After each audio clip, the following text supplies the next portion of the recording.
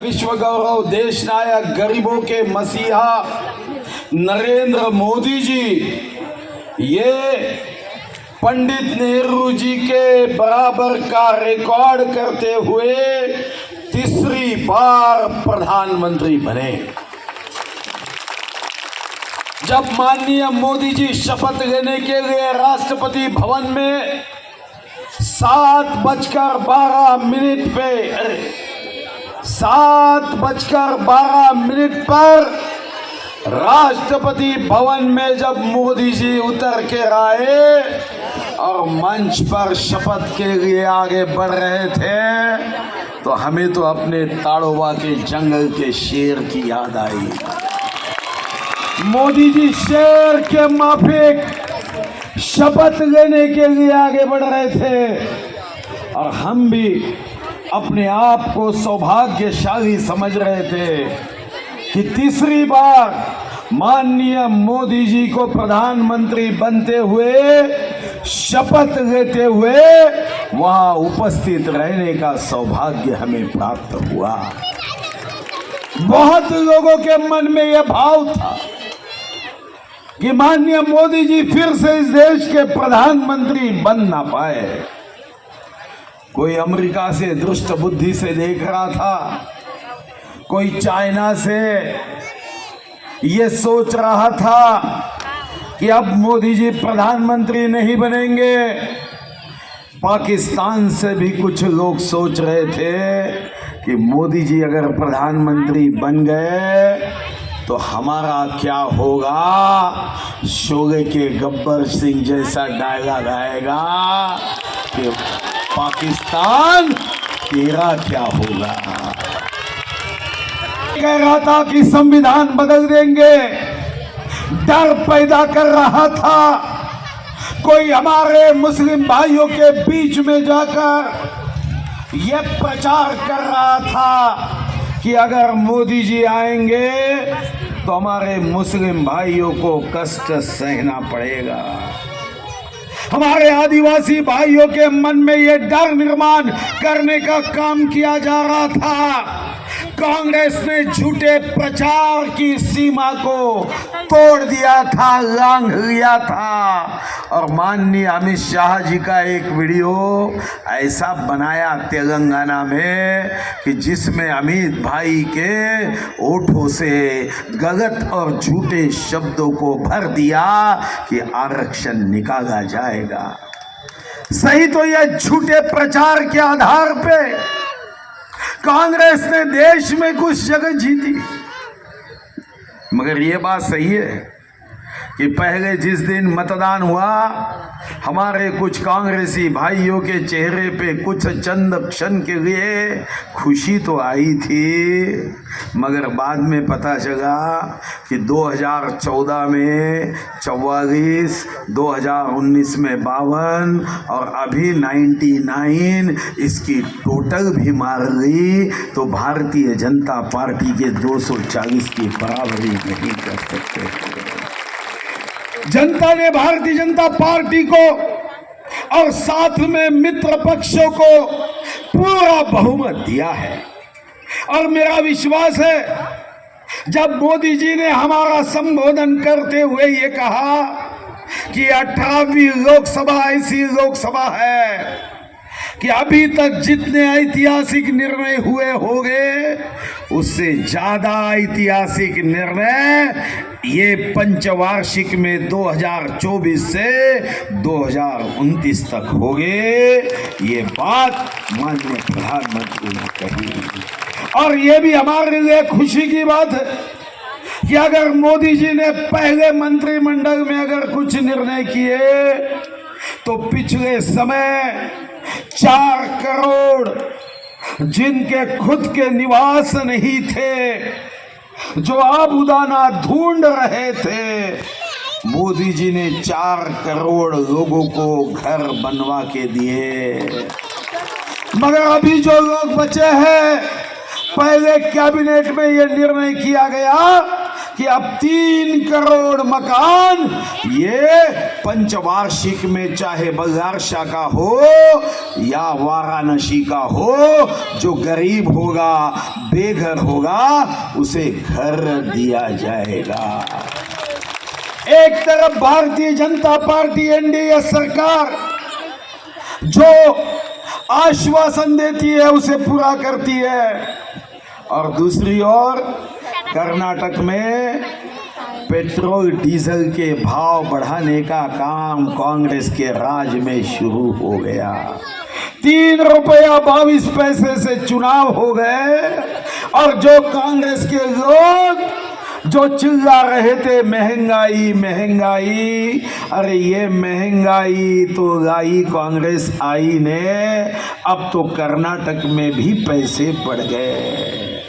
जो कांग्रेस के नेता चुनाव में लोगों को कह रहे थे कि हमारा सांसद चुन कर दो, हम महिलाओं को खटाखट 8,500 रुपए देंगे,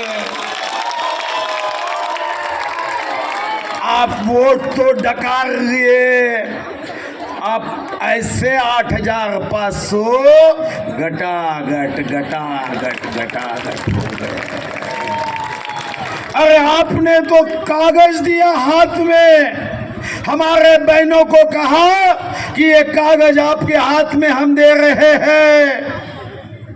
अरे कहना तो था सरकार आने के बाद खटाखट देंगे, मगर आपको पता था कि सरकार आएगी या नहीं आएगी बता नहीं सकते। तो लखनऊ में, उत्तर प्रदेश में, पंजाब में, कर्नाटक में तो कांग्रेस ने एक कागज गारंटी कार्ड दे दिया कि हमारा सांसद भी अगर चुन के आता है तो भी खटाखट पैसे। और दूसरी ओर उसका नतीजा ये हुआ कि कर्नाटक हो, पंजाब हो, अब हमारी बहनें उनके कार्यालय के ऊपर जा रही है, कागज लेके जा रही है। कांग्रेस के नेता अब लापता है कि खटाखट। अब मेरा विश्वास है कि कांग्रेस का ये नकली चेहरा लोगों के ध्यान में आया। अब ये बात तो सही है कि 5 साल तक रुकना होता है, मगर कांग्रेस का ये सही खटाखट वाला चेहरा आने वाले दिनों में इनको खटाखट धक्का दिए बिना नहीं रहेंगे, ये भी मेरा विश्वास। भारतीय जनता पार्टी सत्ता की राजनीति नहीं करती, भारतीय जनता पार्टी ये सेवा की राजनीति करती है। और इसीलिए जब यहाँ के लोगों ने जब इस विधानसभा का प्रतिनिधि बना के मुझे भेजा, हमेशा मैंने इस मतदार संघ के विकास और सिर्फ विकास की बात सोची है। कभी हमने जात नहीं देखी, कभी हमने धर्म नहीं देखा, कभी रंग नहीं देखा, कभी वंश नहीं देखा। जब भी बल्हारशाह से कोई भी मदद के लिए आया है, हमने जात नहीं देखी, उसका काम देखा। जब लोग कहते हैं कि ये चुनाव में जात देखी गई, तो मुझे ये बात का विश्वास है कि जो लोग जात देखकर वोट करते हैं वो दिन दूर नहीं कि उन्हें भी पछताना पड़ेगा, और जात देखकर वोट करने को भुगतना भी पड़ेगा। इस बारे में मेरे मन में शंका नहीं है। और ये बात भी सही है, चुनाव जीतने से या चुनाव हारने से मेरा कुछ भी नहीं बिगड़ता। मैं उन 4,56,000 मतदाताओं को इस बल्हारशाह के सभा से धन्यवाद देता हूं।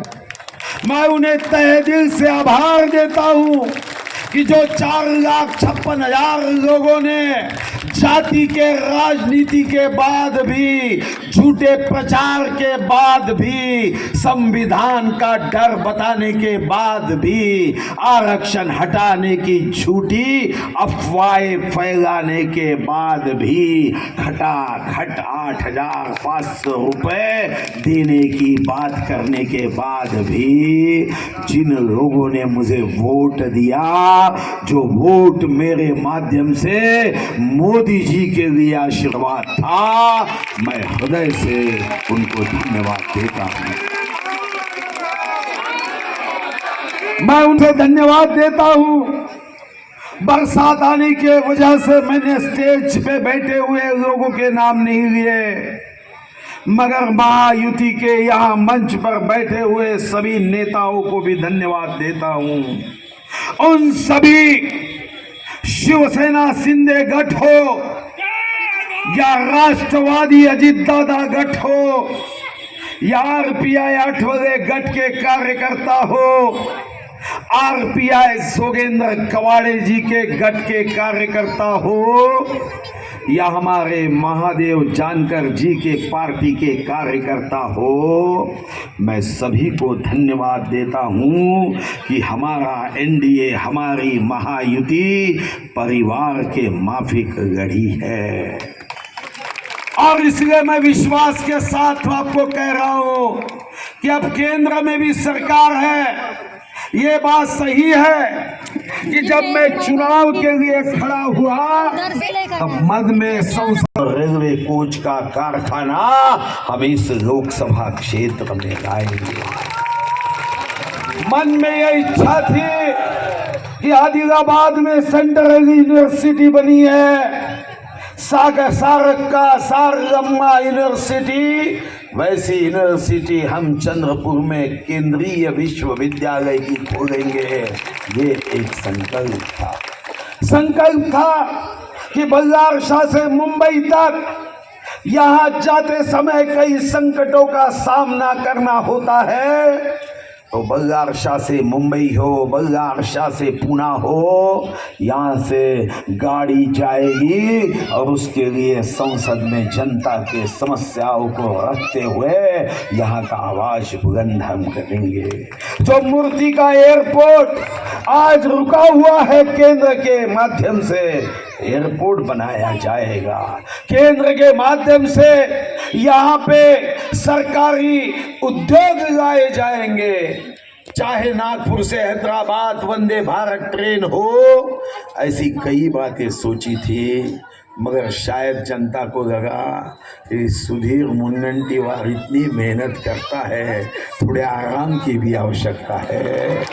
और आपने ये सोचकर शायद यहाँ के विकास को रोका होगा, तो मेरा कुछ नहीं बिगड़ेगा, क्योंकि टाइगर अभी भी जिंदा है, कोई चिंता की बात नहीं। मगर ये बात सही है कि यहाँ पे आपने जिस प्यार मोहब्बत से आप यहाँ आए हो, जब चंदन भैया ने मुझे इस कार्यक्रम का निमंत्रण दिया, चुनाव होने के बाद मैंने सोचा कि अब आने वाले रणनीति के बारे में हम भी कुछ सोचकर आगे बढ़े।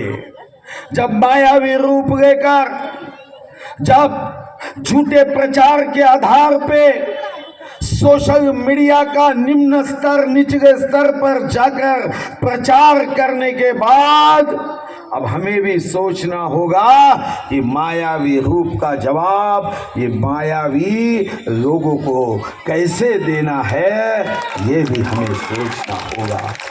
आपको इस माध्यम से मैं विश्वास दे रहा हूं कि शायद मैंने सोचे हुए काम अब मुझे करने की आवश्यकता नहीं है, क्योंकि मैं तो संसद में नहीं जाऊंगा, मगर विधानसभा के विकास के अधूरे काम, वो चाहे एसएनडीटी यूनिवर्सिटी हो या बल्लारशाह के गरीबों के लिए घर बनाने का काम हो, या बल्लारशाह के जो पट्टे के काम अधूरे रह गए हैं, पट्टे का काम हो।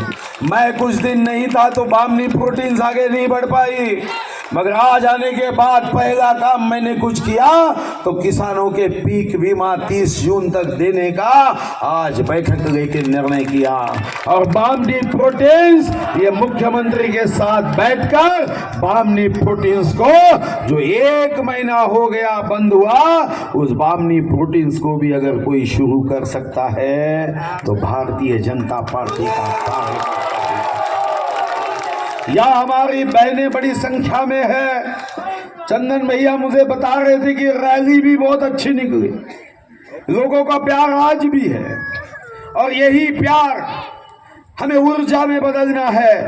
यही प्यार को हमें ऐसा आयुध बनाना है कि झूठे प्रचार वाले ये निश्चित रूप से झूठ बोले, कभी ना कभी मतदाता काटे, ये भाव तक पहुंचाने का काम ये हम सबको मिलकर करना है। ये बात सही है कि ये चुनाव, ये मेरे जीवन में ऐसा चुनाव रहा कि जो चुनाव विकास के आधार पे नहीं तो जाति के आधार पे हुआ है। और मेरे दृष्टिकोण से जब विकास के आधार पे चुनाव नहीं होता, जातियों के आधार पे चुनाव होता है, तो ये धोखे की घंटी है। समाज में एक राजनीतिक फैलने वाले कैंसर का ये डर है और इसी कैंसर को हमें देशभक्ति से हमें मिटाना है। देशभक्ति के भाव को जगाना है, फिर विकास के भाव को जगाना है, उस सीमा तक आगे बढ़ना है कि जिन्होंने हमें वोट नहीं दिए वो जब शांति से बैठेंगे तो उन्हें पश्चाताप होना चाहिए कि हमने जीवन के सबसे बड़ी गलती की। और शायद भगवान भी ये वर्षा करते हुए, भगवान ये अमृत वर्षा आप और हम पर इसीलिए कर रहा है कि अभी फिर से हमें शक्ति के साथ आगे बढ़ना है। मैं आपको विश्वास देता हूँ, ना मैं कभी रुका हूँ, ना कभी मैं थका हूँ। हारने के बाद तो और 100 वाघों की शक्ति लेकर काम करूंगा। उन लोगों के लिए काम करूंगा जिन्होंने हमें साथ दिया, जिन्होंने हमें साथ दिया। चिंता मत करिए, आप मन में ये विश्वास रखिए, जिन्होंने साथ दिया है। मैं भी वित्त मंत्री रहा हूँ, अगर कर्ज लेता हूँ तो ब्याज के साथ वापस करता हूँ। वो 4,56,000 मतदाताओं को धन्यवाद। माननीय मोदी जी को जिताने के लिए इस देश के 24 करोड़ मतदाताओं को धन्यवाद कि बार बार मोदी जी को चुन कर देते हुए विश्व में हम एक शक्तिशाली देश बनाने के काम को आशीर्वाद दे रहे हैं। आप भी जानते हो कि जब यूक्रेन और रशिया का युद्ध हुआ तो पाकिस्तानी विद्यार्थी भी वहाँ से सुरक्षित निकलने के लिए हाथ में तिरंगा ले रहे थे।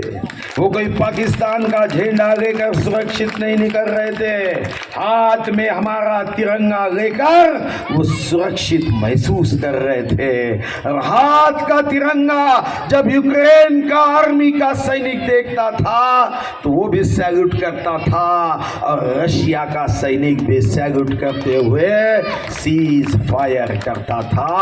मैं आपको विश्वास देता हूं कि आज इस तीसरी बार मोदी जी प्रधानमंत्री बने हैं। इस तीसरी बार के इस विजय उत्सव में यहां पर आप बड़ी संख्या में पानी आने के बाद भी भीगते हुए आप यहां बैठे हो। मैं आपको विश्वास देता हूं कि आप चिंता मत करिए, आज बरसात में भीगे हो, आने वाले 5 वर्ष मोदी जी के विकास योजनाओं के माध्यम से भीगोगे, ये मैं विश्वास देता हूँ। और फिर से आपको तहे दिल से धन्यवाद देता हूँ कि आप सभी लोगों ने, जिन जिन लोगों ने हमें वोट दिया है उनको बहुत बहुत धन्यवाद। और मां महाकाली से यही प्रार्थना कि इनको अच्छी आयु दे, उदंड आयुष्य दे, लंबी उम्र दे और आपकी सेवा करने की शक्ति माँ महाकाली मुझे दे।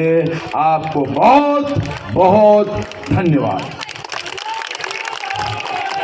भाऊ तुम्हाला 2 मिनिटं इथे म्हणू। भारत माता की, भारत माता की, भारत माता की, वंदे वंदे। इसके साथ ही मैं